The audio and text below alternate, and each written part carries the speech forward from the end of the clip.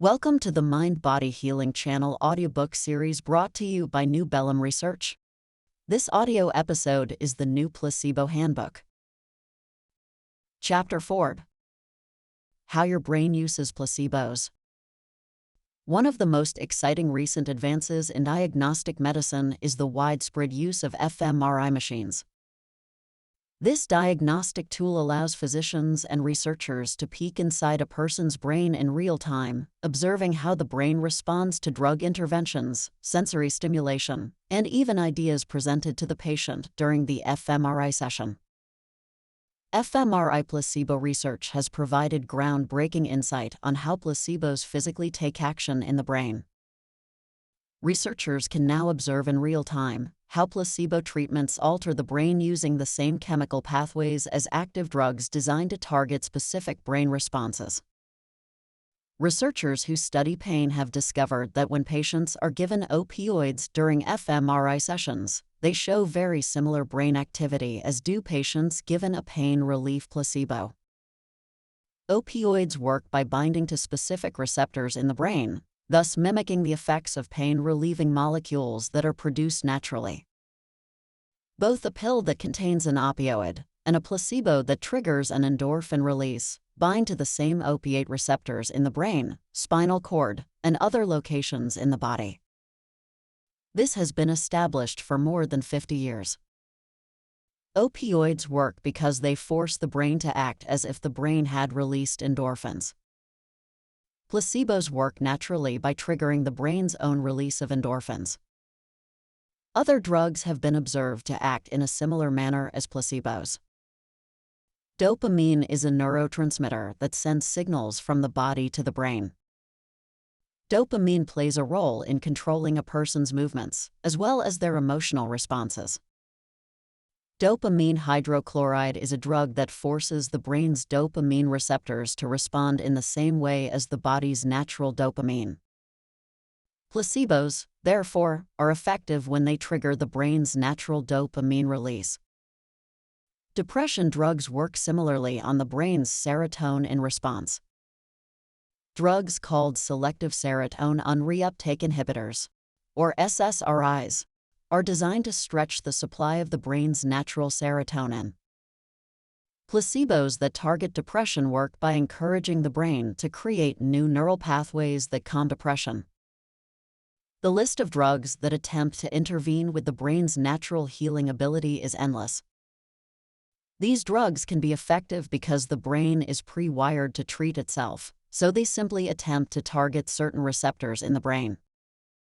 There is no scientific evidence that placebos can cure diseases like cancer, but according to the American Cancer Society, placebos can reduce the need for anti-nausea medication after chemotherapy.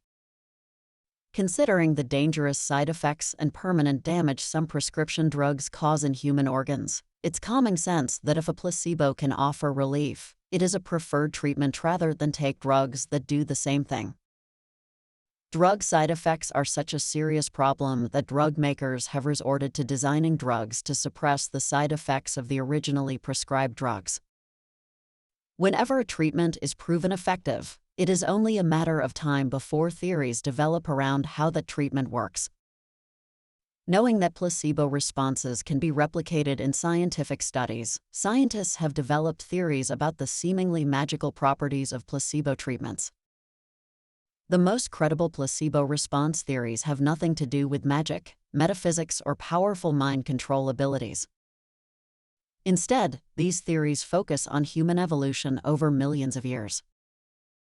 As the human brain evolved, it developed sophisticated systems to ensure survival.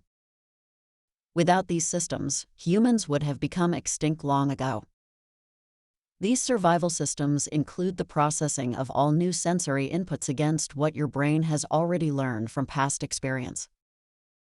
To ensure your survival, health, and safety, your brain takes action in milliseconds. All it takes to trigger a response from your brain is to hear a noise, or smell a scent, feel something unexpected on your skin, or see something moving. One example of this behavior uses a snake as an example. Imagine you're walking in a forest and see a long, thin brown object in the grass. In milliseconds, the visual cortex in your brain identifies the object vaguely as a branch, rope, or possibly a snake. Your brain immediately begins releasing adrenaline and other stress hormones, preparing you for fight or flight. The object might be a branch, but it is a better survival strategy to react to the possibility of the snake, increasing your chances of survival if in fact it turns out to be a snake. All of this happens before the slower-moving conscious mind has had the chance to evaluate the object. If your conscious mind concludes that in fact the object is a tree branch in the grass, you will begin to relax. The stress hormones released by your brain will remain in your body, taking time to be metabolized. Much in the same way the unconscious mind takes action without your conscious mind's control, your conscious mind can do the same in reverse. Ideas that trigger previous experiences and learned survival strategies can be both meaningful and instructive to your brain and your unconscious mind. If a doctor tells a patient they are going to die, even if the patient feels fine, their brain might immediately release stress hormones, tighten muscles, trigger sweating, and even cause the patient to faint. The brain will not wait to verify the doctor's prognosis. Instead, it goes to work, triggering a survival response. That is how both placebos and nocebos work. The brain has no previous experience to counter the doctor's nocebo statement, so it acts on it as truth. And in the case of a placebo, your brain has no reason to disbelieve your doctor, so it begins to heal. In the same way, nocebos can create real physical effects, including sudden death, while placebos can create positive brain responses to symptoms. It is natural for a person to desire wellness over illness. Each time you become aware of a new symptom, your conscious mind begins looking for a way to understand the symptom so that it can take action to feel better. Our physical symptoms are often warnings from our brain that something is wrong. The symptom gets our attention, then triggers our thinking about what caused the symptom, and finally we begin to think about how we might treat it. It is in our nature to treat ourselves using our historical knowledge and past experiences. It is a core part of being human and a component of the survival strategy we evolved over time. Our brain has learned that our chances of survival often increase when we do something, when we take action.